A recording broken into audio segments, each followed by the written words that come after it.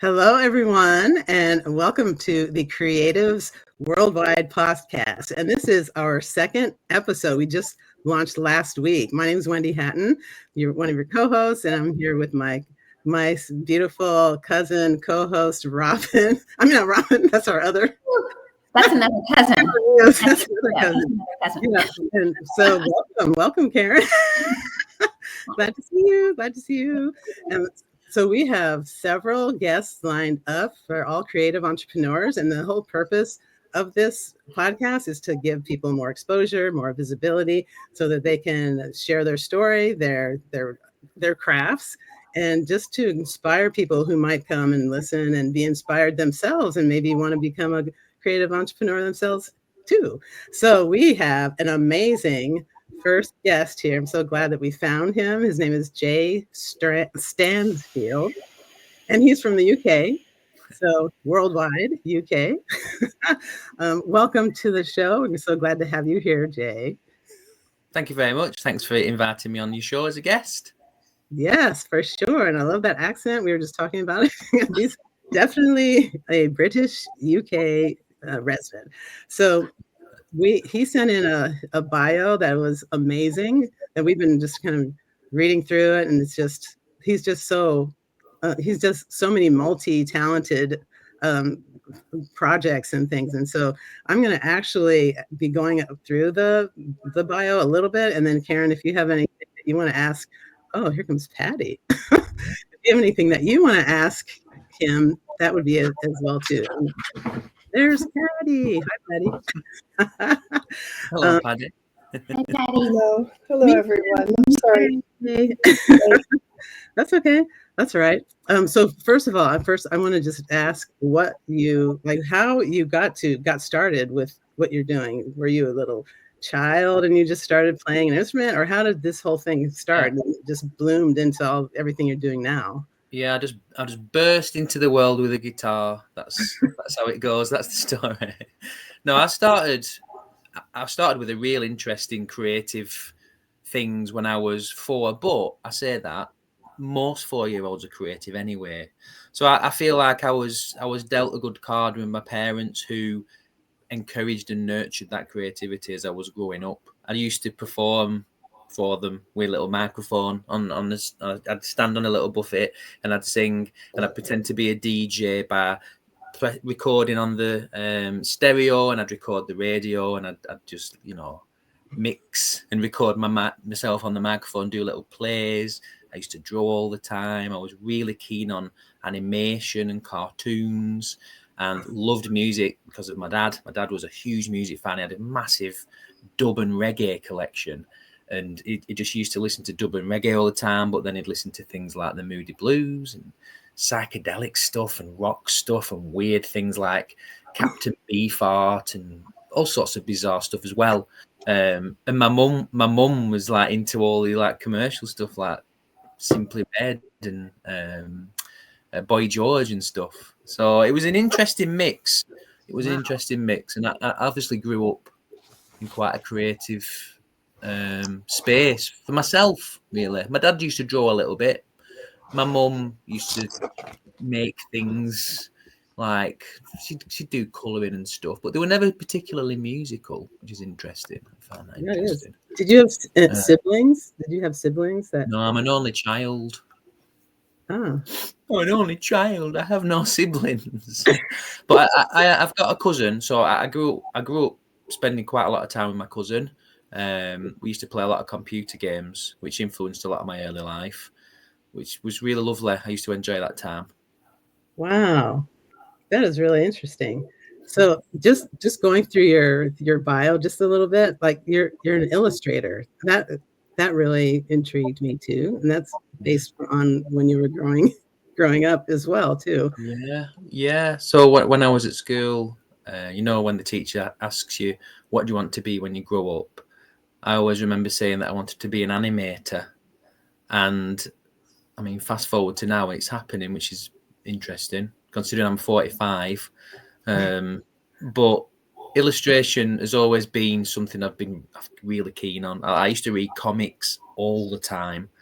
that was what I didn't really read books much. I read comics more than anything. I used to read the Beano and the Dandy, and my mum and dad used to subscribe to 2000 AD, which was it's an adult comic really, but I used to read it anyway because it feels naughty, doesn't it, when you're young? So I used to read 2000 AD and read see all these kind of quite graphic stories, but I was fascinated by the illustration. I used to think this is just amazing how you can tell a story just through artwork and speech bubbles. I just thought that it just blew my mind. I love comics, and I made lots of comics with my friends and stuff, getting into situations, which is always funny. If you've never done that, you should, because it's really funny. Can you describe what the Squibbles is? Yeah, the Squibble. It's interesting. The Squibbles came out in lockdown. I don't know if I'd have even considered making the Squibbles if I wasn't a parent. So I've got 2 daughters, beautiful human beings, 10 and nearly 16 now, as of this podcast. But when we went into lockdown, being a parent, and I knew what it was like as a parent to be in lockdown with your children doing homeschooling. It was just not cool. It was a nightmare, really. The frequency of the speakers on the laptop and all that, it wasn't good. It was like compounding. And I did speak to a few parents, and they were struggling. Teachers were struggling. And I just thought, what can I do to alleviate that pain, even just temporarily? So my wife suggested, she's like, why don't you make a colouring book? Because she really loves my illustrations, and she's always like encouraged me to illustrate. So I was like, again, like a self-esteem thing, that really. I was like, am I that good, really? Okay. She believes in me. So I made a colouring book and published it myself on Amazon, KDP, because Amazon were delivering at the time. During lockdown, they were still doing deliveries. Of course they were. So I took advantage of that, and it worked. It just worked. It ended up winning an Indie Best Award for creative, the Indie Best top 10 creative, top 10 colouring books for creative kids. A bit of a mouthful, that, isn't it? But yeah, I got an award for Squibbles, and then from that I just made more. I wanted to write more and more and more, so I made Squibbles 2, which was a way of kids keeping a journal. Squibbles was a colouring journal, really. There was little boxes in there as characters holding boxes, and children can write in there whatever they want, the feelings or just a name, or they could do another drawing in there. But Squibbles 2, I had like blank sheets. There was lines for writing stories as well. So it's more of an activity book. And then the characters in those books have grown into Meet the Squibbles. So I did a storybook featuring some of those characters from the colouring journals called Meet the Squibbles, just for kids and parents to read. It's not done anything really, but in regards to promoting books, it's so hard. I approached quite a few agents to see if they'd take me on at the time, but I got so many rejections. I was like, do you know what? I can't be bothered with this. I'm just gonna keep going. Just keep going. So I did that, and then I put a few more books out. So I got involved in the NFT space, and I was creating something called Tiger Paws, which were these little tiger characters, all based on an outline template that I'd drawn, and then each one was different. And so I turned that into a book, and each one's got a little description about the character, and then I released that with little QR codes in the book that link back to the blockchain, which is experimental. I know people are like, so blockchain, crypto, but eventually I think people will warm to that. They will, because it's an amazing technology, and I feel it's something that children are going to be growing up with. So I feel they need to know about it. So it was just a little introduction to that for them, was Tiger Paws. So yeah, that's awesome. Wow, I can already tell that you are very persistent and resilient, because you just keep going and going. All the rejections and things, you just said, I'm just going to keep doing it. Yeah. Yeah, I was going to say I have a great appreciation, because I was a parent during lockdown too, and homeschooling was really, really rough. So for you to innovate something that really captured the attention and the imagination is really amazing. And the fact that it's turned into a whole universe. So you have like the entire the Squibbleverse now. So, it's kind of cool. Amazing. Yeah, it is cool. And then there's your music side of you. Yeah. Your band is called All Hail Hyena, right? That's right. Yeah, we're doing pretty well. Music's been a huge part of my life, like since being very, very little. I started learning keyboard at 8, and then I picked up a guitar at 14. When we started our band Element, and we did all sorts. We did like John Peel sessions on Radio 1. We released albums. We used to do a lot of home recording, which is where I cut my teeth recording. So that gave me a lot of inspiration. I've always done home recording. All Hail Hyena, we record all our stuff ourselves. So we started about 8 years ago now. Wow. And the reason was, I had a solo career musically, did some good stuff, supported Mike and the Mechanics, which was amazing. And I've had like remixes done of my music by bands like EMF and Boo Radley's and Republica, a lot of British bands. But quite famous British artists, and I just started feeling a bit.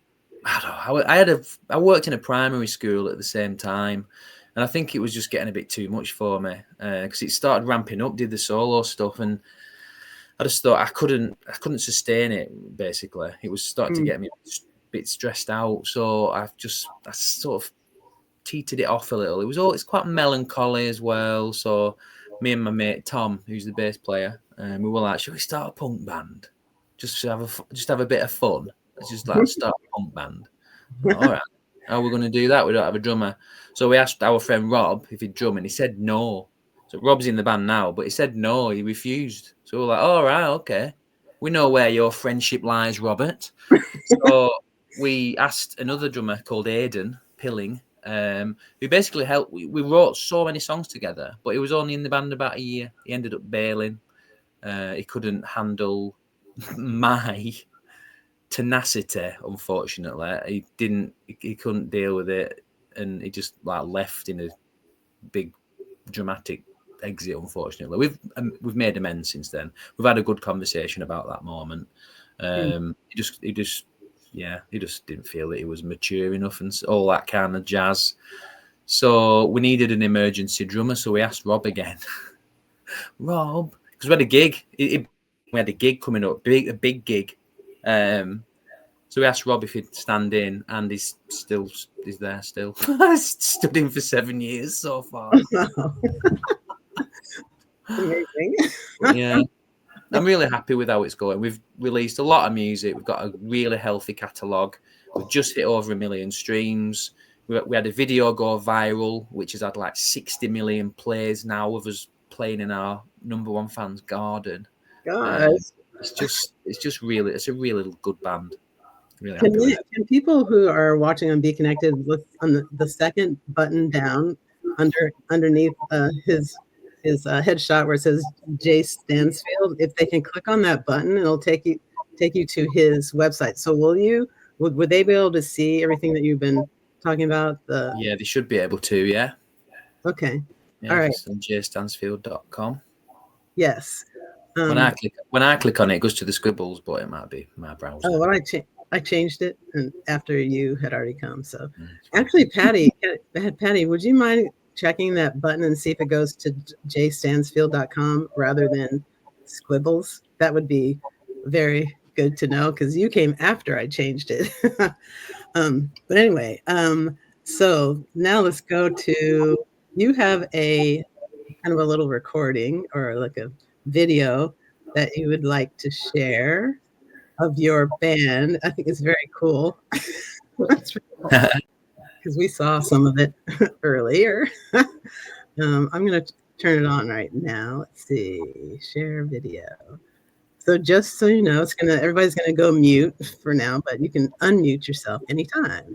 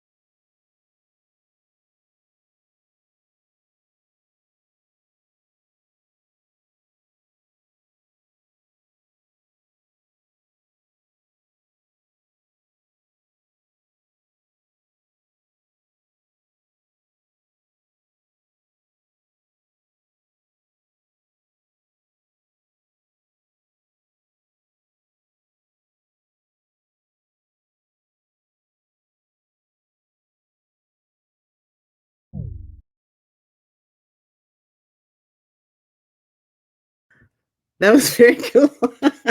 Very cool. So this Thank you. recording is going to be going over on our YouTube channel. We're going to be posting his bio that we've been talking about a little bit, and some links to maybe his channel. Like, you can give me the link to your channel as well, and people can just find out how to get in touch with you. Do you have, like, just in case at some point someone in the UK hears this interview and they want to hear you go perform somewhere? This is March 26th right now, and if anyone's listening to it at appropriate times, do you have anything coming up that you would like to share? Yes, we've got a big show coming up on the 5th of June at Colne Muni, which is a 600 capacity venue in Colne. Beautiful, in the theatre quarter, darling. This is new, theatre quarter. And we're really pushing this for the next couple of months, few months. We really want to make a show of it. We've got some good stuff coming up. We've got support from a wonderful artist called Rebecca Spooner, who I highly recommend checking out. And she's going places, I believe. And that's that, 5th of June, 2025. June 5th, yay! So we can put that on our on the YouTube channel as well. Yay!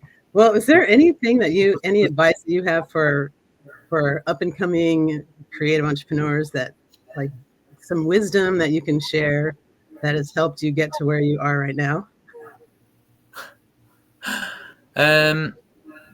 When I first began my creative, self-employed / entrepreneurial journey, I probably had expectations. I don't know what they are now. They've been washed away.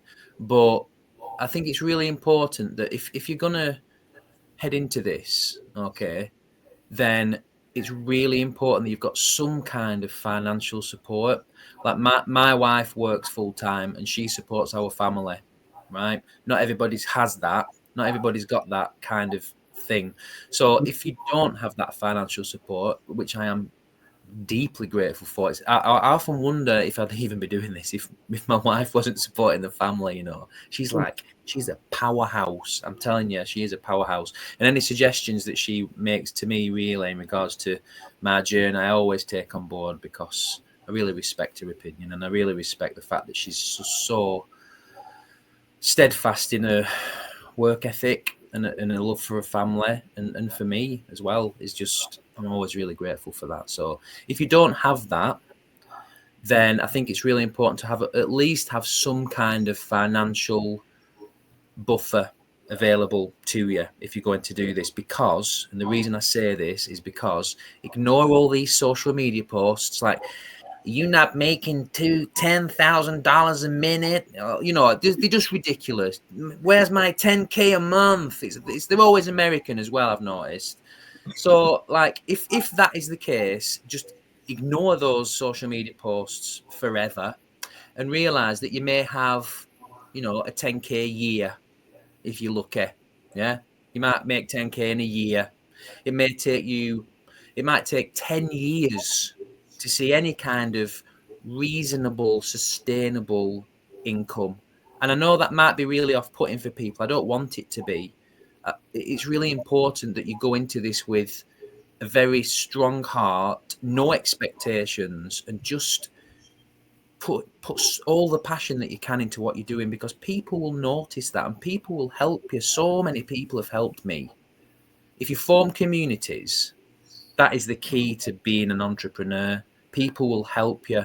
I'm not even talking financially. I don't like that, actually. I don't like, it feels a bit like grifty. I'm not into that kind of, support me with cash. I do it a little bit on Patreon, but I always have some kind of value benefit. So if you're going to do that, give people stuff. Make sure you give people valuable things that they can use or enjoy or love, because otherwise you're just grifting, and that's not cool.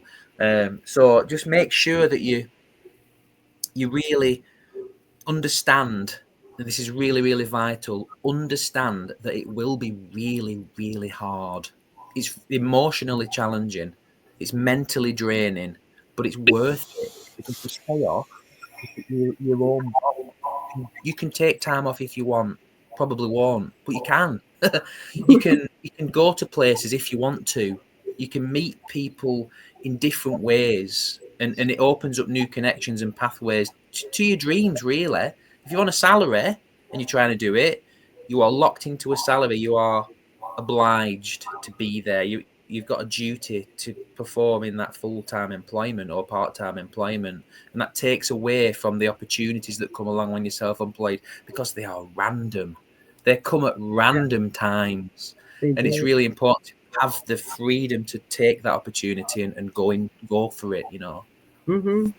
Yeah, I totally agree, because my husband is the one who financially supports us. So I've been able to do my entrepreneurial quest freely, and be busy with that. And so He's a I'm grateful. keeper. Yeah, yeah, he's a regular government / military 9-to-5 type, So I've been able to be the free spirit and entrepreneurial person. So I totally understand what you're talking about. But then Karen, she's in a little different situation. Oh yeah, I'm in a little different situation because I'm a single mom, and so for me, what has had to happen is my passion has had to bore. It was more like I'm working at a job that I really, really love, but there is some flexibility with my hours, so I can accept the randomness.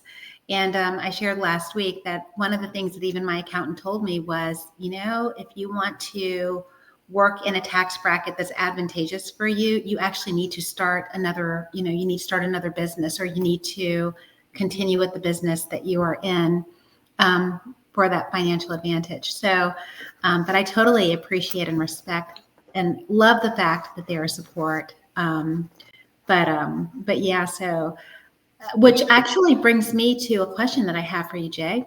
Yeah. There are two, and one of them is one of the questions that you actually sent in is, why do you keep going? But obviously, one of the things that you've talked about, your emotional and mental, you have to be so tough to be able to get up and do that. But what are you telling yourself to get yourself to the place of where you are that tenacious? You are continuing to show up for yourself. Because you've got to show up for yourself too. Yeah.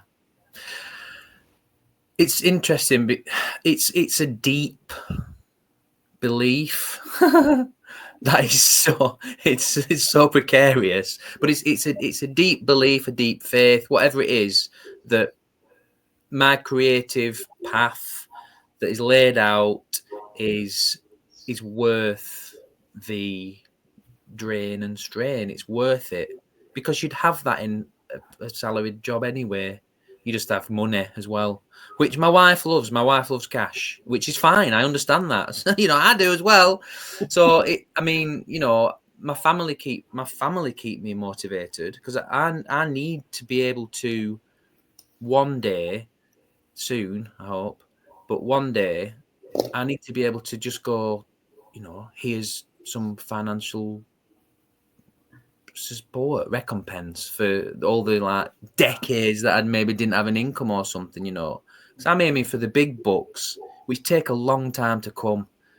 It's not an instantaneous thing, that but again, I'm not doing it for the big bucks, and I just know that what I'm doing will bring that, I hope, in order to be able to keep going. Because, for example, it's like, say I aim for 1 million, right?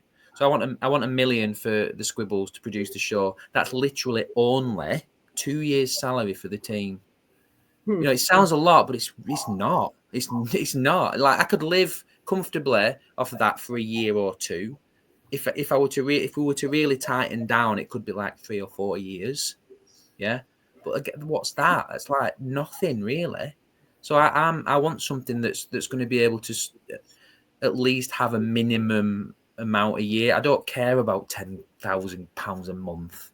That's just beyond reasonable for me. Don't do anything. I just want to be able to live a creative life and support my family. That's what keeps me going. Mm-hmm. Love that. Yes. I've heard the saying, it takes 10 years to become an overnight success. Sure. Getting there. Oh, Getting there. well, Jay, thank you so much. This has been so enlightening, and you're just amazing with all the multi-talented things that you are up to. And I hope that we can continue connecting, and we're going to get your stuff out there so that people will just get to know you more, and so that they can you can get more followers. You already have how many downloads did you say? Like a million or For All something? Hail Hyena, it's like 1 million streams, and we've had 60 million plays on our videos. That's amazing. That's so amazing. Congratulations. So we'll cut it off here and just say thank you so much that you were sent yourself here, and you spent the time with us. We really appreciate it. And Karen, if you have any last minute goodbyes and thank you, or even if Patty hasn't even any questions at all, she could ask something or like type it in or whatever. But we're just going to say thank you for coming to our second episode. You started us off. You were the kickoff as far as having ghosts. Yeah. And I just want to say, Jay, it's a pleasure to get to spend time with you. I mean, I get to, I work with little kids, so I actually get to tell them I got to hang out with a rock star Wednesday afternoon. So it's just really super cool. And I mean, they're going to think I'm really cool now. They don't always think that. There you go, you see. Yeah. You're welcome. You're welcome for the cred. For sure. That's my gift to you, is the cred. No, but it's also a pleasure hearing your story and hearing your passion, because I think that is what we do it, because the reason why I think Wendy and I are doing this is because your passion is going to keep our passion going as well. So anybody who hears this is going to hear your passion for what you're doing, and it's going to inspire them to keep going. And I think that's so important, especially in the entrepreneurial space. Yes. It does. I really hope it does. I really appreciate you inviting me on. You're lovely people, and I love you. Oh, thank you. And everyone who's listening, come back again next week on Wednesday at 2 p.m. Eastern, when we'll have another excellent guest as well. So thank you again, and we shall see you next week. And thanks again, Jay. Thank you, Jay. Thank you.